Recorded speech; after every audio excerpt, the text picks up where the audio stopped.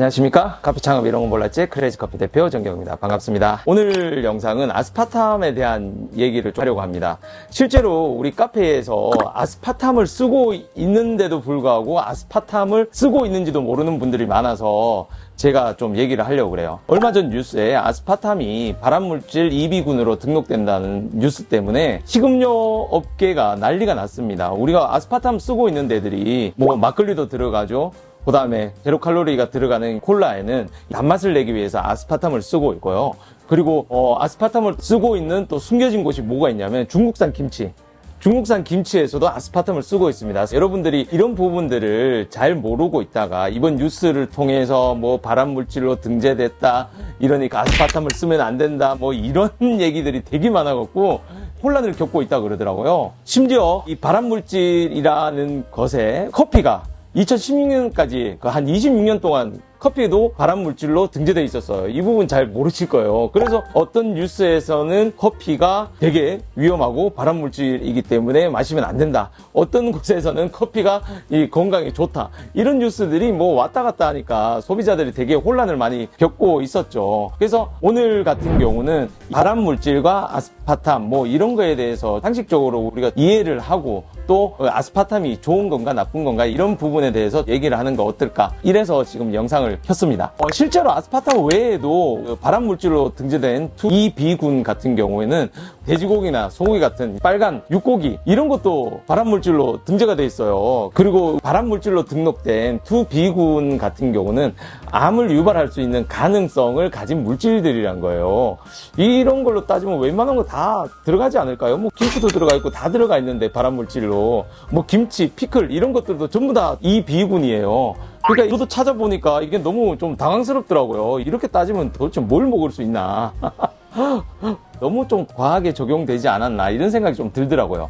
그래서 아스파탐 같은 경우도 실제로 뭐 과학적으로 뭐 어마어마한 양을 먹어야 우리 건강에 악영향을 미친다 이런 얘기를 하더라고요. 그건 당연한 거 아닐까요? 아무리 좋은 것도 뭐 과하게 섭취하면 당연히 안 좋은 거는 뭐 상식적으로 다 알고 있잖아요. 그래서 이런 부분들 다 차치하고 아스파탐을 카페에서 쓰고 있다고 제가 초반에 말씀드렸잖아요.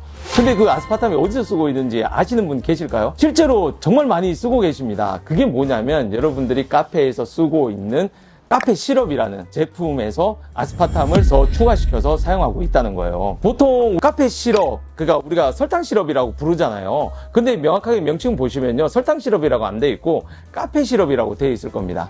그래서 그 성분표를 뒤에 보시면 뭐 설탕, 정제수, 그리고 아스파탐이라든가 뭐 아스파탐 칼륨인가? 뭐 하여튼 뭐 요런 아스파탐 계열의 감미료 등을 쓰고 있는 걸 여러분들이 찾을 수 있을 거예요. 지금 한번 보십시오. 그런데 그 카페 시럽이라고 해서 전부 다 쓰는 건 아니고 일부 제품들이 쓰고 있거든요.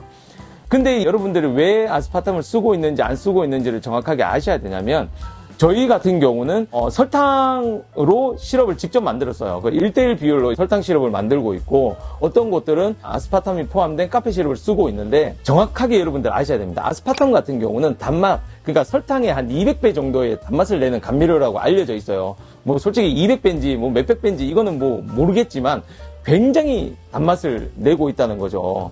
그 일반 설탕 시럽하고 아스파탐이 들어간 시럽을 똑같은 한 펌프를 넣잖아요.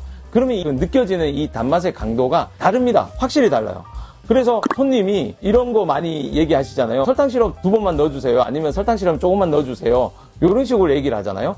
저희처럼 설탕 시럽을 직접 만드는 곳에서 2펌프를 넣는 거랑 카페 시럽 2펌프를 넣는 거는 이미 느낌이 달라요. 그래서 어떤 분들 같은 경우는 저희가 2펌프를 넣어드려도 어떤 손님들은 좀만 더 넣어주세요. 별로 안 다네? 이런 식으로 얘기를 해요. 그러니까 프랜차이즈 업체들이 대부분 카페 시럽을 많이 쓰거든요. 카페 시럽을 쓰는 곳에서 한 펌프만 넣어서 드시던 분들이 우리처럼 이렇게 당도가 약해 보이는 설탕으로 만든 설탕 시럽을 쓰는 곳에서 동일한 양의 그 설탕 시럽을 넣어서 드시는 분들이 안 달라고 그럽니다. 그래서 설명이 좀 부족하니까 대부분 너무 안 달다, 여기는 좀 뭔가 약한 것 같아 하고 이제 다른 곳으로 이제 가시는 분들도 더러 있는 거죠. 그래서 여러분들이 아스파탐에 대해서 이해만 되면 이런 당도를 내기 위해서 여러분들이 디저트나 뭐 혹은 뭐 음료를 만들 때도 이렇게 설탕 시럽을 첨가하는 경우가 있잖아요. 요럴 때 내가 설탕 시럽을 만들어 쓰시는 분들은 좀 더 넣거나 혹은 카페 시럽을 쓰는 곳에서는 좀 덜 넣거나 이런 것들을 좀 이해하고 하셔야 돼요.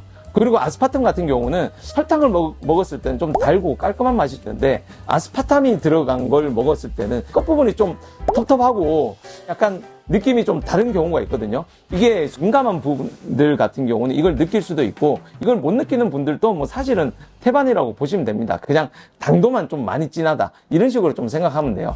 그래서 보통 창업하시는 분들이 매니저들을 뽑아서 그냥 같이 창업을 하는 경우가 많잖아요. 초보 사장님들이 매니저가 뭐 이렇게 해라 저렇게 하라는 경우도 있고 또 혹은 내가 창업을 했는데 예전에는 카페 시럽을 써다가 유튜브 보니까 뭐 설탕 시럽을 만들어 쓰는 게 좋다 이런 말을 듣고 설탕 시럽을 만들어 썼는데 레시피가 이제 달라지는 거죠. 그래서 당도에 따라서 달라지는 걸 못 느끼고 똑같이 했음에도 불구하고 덜 달다 혹은 더 달다 이런 식으로 나와버리니까 이게 왜 그런지 이해를 못하는 경우가 좀 있습니다. 그래서 여러분들이 이 아스파탐에 대해서 좀 잘 이해를 하시고 내가 쓰고 있는 제품이 아스파탐이 들어갔느냐 안 들어갔느냐 이런 것들을 좀 파악을 하시고 메뉴를 만드시면 좋을 것 같습니다. 그리고 아스파탐 뭐 저는 개인적으로 그렇게 몸에 나쁘다고 생각하지 않거든요. 여러분들은 막걸리 드시잖아요. 거기도 아스파탐 많이 들어가 있고 콜라 같은 경우 제로 칼로리 들어가는 거 그 단맛 내기 위해서 아스파탐이 들어가거든요. 저는 직업 때문이 그런지 아니면 뭐 하긴 뭐 카페를 한다고 해서 이 성공표를 보시는 분들이 많이 없긴 한데 저는 이 음료를 만들 때나 메뉴를 만들 때 공부를 하기 위해서 성공표를 되게 많이 보거든요. 편의점 같은 데 갔을 때도 그 이온 음료나 이런 거 볼 때 성공표를 다 봅니다. 향 같은 것도 뭐 착향에 어떤 게 들어갔는지 이런 것도 되게 많이 보기 때문에 아스파탐 들어가는 제품에 대해서 이전부터 되게 민감하게 봤던 부분들이 있거든요. 여러분들 뭐 그렇게까지는 할 필요는 없지만 여러분들도 앞으로 설탕 시럽을 쓰고 있는지 아니면 아스파탐이 들어간 카페 시럽을 쓰고 있는지 잘 구분해서 여러분들이 사용하시면 될 것 같습니다. 그러면 오늘은 이 정도로 끝내겠습니다.